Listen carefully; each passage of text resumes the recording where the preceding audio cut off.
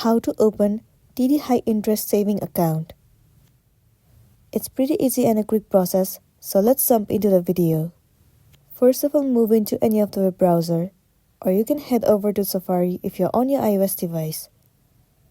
Once you're in here, in the search bar, search for TD High Interest Savings Account Sign Up. Tons of different sites will be visible to you, but you have to head over to this site. It will be landing you on this official page of TD. In order to open an account, tap on Get Account over here.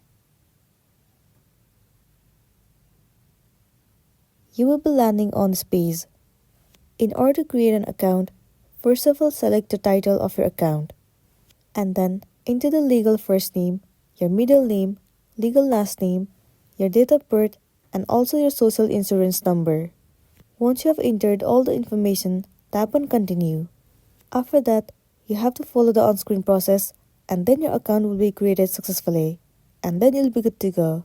So that's all for today, and this is simply how you can open TD High Interest Saving Account.